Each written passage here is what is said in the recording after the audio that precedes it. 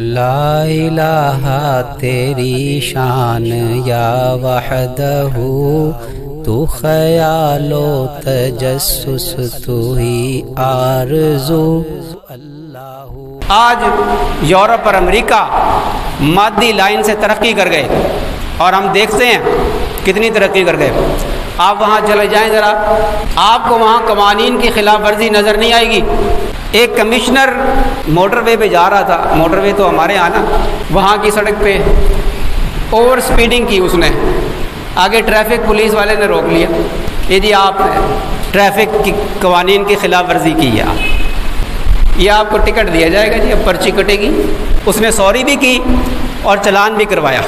اور ان کے ہاں یہ قانون ہے کہ جب ایسا کوئی واقع ہو جائے، کاغذات میں لکھا جاتا ہے کہ یہ اس نے وائلیشن کی تھی، اور نمبر 2 بات کیا لکھی جاتی ہے کہ اس کا بیہیویئر کیسا تھا۔ انہوں نے لکھا وائلیشن تو کی ہے لیکن گڈ بیہیویئر اس کا اچھا تھا، گالی گلوچ نہیں سنی۔ ہمارے ہاں کیا ہوتا ہے، ہم مسلمان ہیں نا، یہ قوانین انہوں نے کہاں سے لیے ہیں؟ مسلمانوں سے، اسلام سے لیے ہیں۔ ہمارے ہاں بھی یہ قانون ہے۔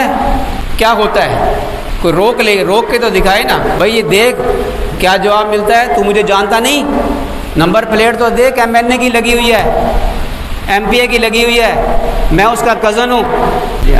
وائلیشن کر کے آ رہا ہے، اور یہ بھی کیا کہے گا، اچھا جی سوری یہ کرے گا، اس لیے کہ اس کو پتہ ہے یہ وارڈن کرے گا۔ سوری کیوں کرے گا؟ اس کو پتہ ہے کہ میری نوکری داؤ پہ لگ جائے گی۔ رول آف لاز ہیں وہاں پہ، انہوں نے ہمارے قوانین لیے اور آج مادی اعتبار سے ہم سے آگے نکل گئے، اور ہم نے اسلام کو پس پش ڈالا۔ دنیا کے اعتبار سے بھی ہم ذلیل خوار ہیں، اور اسلام کے عنوان سے تو ذلت ہے ہی۔ پھر جب اسلام کو چھوڑیں گے تو ذلت مسلط کر دی جائے گی۔ ہم نے نبی کریم صلی اللہ علیہ وسلم کی سنتوں کو چھوڑا، حلیہ ہم نے ان جیسا بنایا، اور جس قوم نے ان کو فالو نہیں کیا، اپنے اسلام پر عمل کیا، اپنے حلیے کو بھی اسلام کے مطابق، سنت کے مطابق بنایا۔ آج دیکھ لیں کہ آج 40 ملک مل کر بھی 20 سال تک ان کا مقابلہ نہیں کر سکے، اور 20 سال تک مار کھائی ہے ان نبی کریم صلی اللہ علیہ وسلم کے جیسا حلیہ بنانے والوں سے۔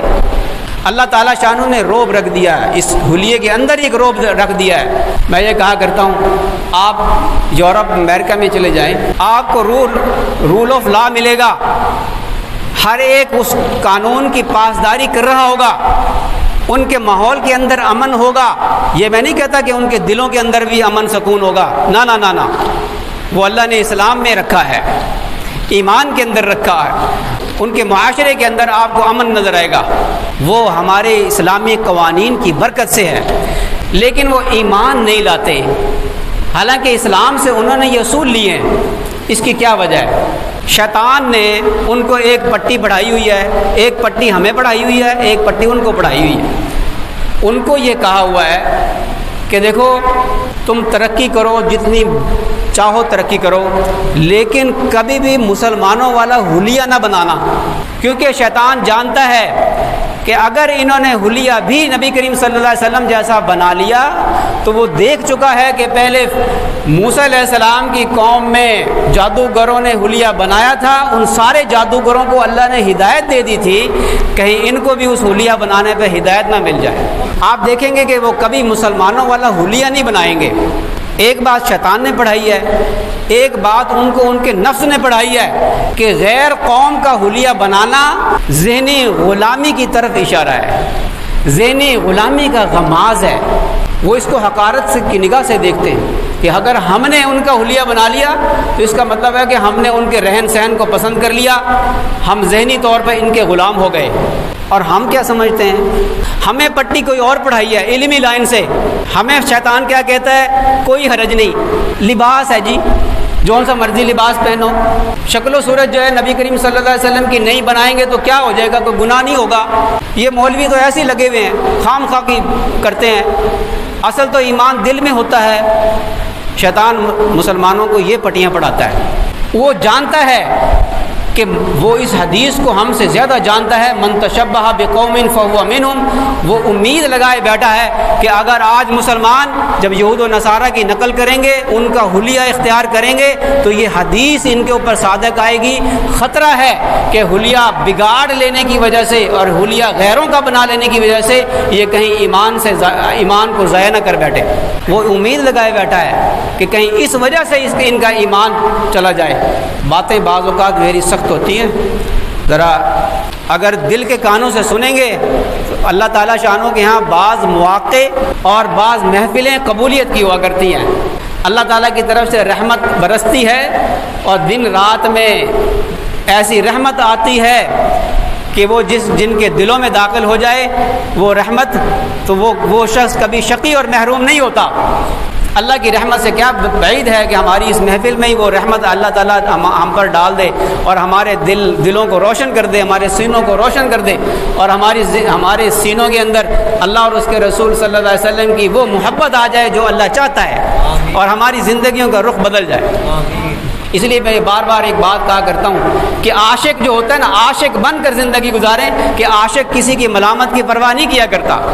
ابلیس عالم بھی تھا، عارف بھی تھا، عابد بھی تھا، بہت صفات تھی اس کے اندر، عاشق نہیں تھا۔ اگر عاشق ہوتا نا تو کبھی بھی انکار نہ کرتا۔ اس نے اپنی غلطی کو، اپنے گناہ کو اللہ پر ڈال دی، کہا کہ اے اللہ تو نے مجھے گمراہ کیا۔ اور حضرت آدم علیہ السلام عاشق تھے، جب غلطی ہو گئی، اے اللہ میں نے اپنی جان پہ ظلم کیا، اللہ پر نہیں ڈالا، اے اللہ میں نے اپنی جان پہ ظلم کیا۔ یہ عاشق کا انداز ہوتا ہے، اور جو دوسروں کے اوپر الزام ڈالتا ہے وہ شیطان کے راستے پر چلتا ہے، اور یہ تکبر کی نشانی ہوا کرتی۔ عاجز بندہ کہتا ہے کہ ہاں یہ باتیں ٹھیک ہیں، اللہ مجھے توفیق دے دے، میں کمزور ہوں، اللہ سے مانگتا ہوں اللہ مجھے توفیق دے دے سنت پہ چلنے کی۔ یہ بندہ عاجزی والا ہے، اللہ تعالیٰ شانو اس کو ضرور توفیق دے گا، اور اس کو اپنی محبت کی چاشنی ضرور عطا فرمائے گا۔ اللہ اپنی محبت کے بے پایاں سمندر سے ایک قطرہ ہمارے حلق میں اتار دے تو ہمارا بیڑا پار ہو جائے۔ اس لیے میں تو ایک دل کی بات آپ کے سامنے رکھا کرتا ہوں، اللہ تعالیٰ ہم سب کو جتنے بھی بیٹھے ہوئے ہیں سب کو اتباع سنت کی توفیق عطا فرمائے۔ اللہ تعالیٰ ہمیں اپنے نبی کے نقش قدم پہ چلائے، آپ علیہ السلام کا سچا عاشق بنا دے، ہمارا حلیہ بھی اللہ اپنے نبی جیسا بنا لے، اور اسی کو قبول فرما کے اللہ ہماری مغفرت فرما دے۔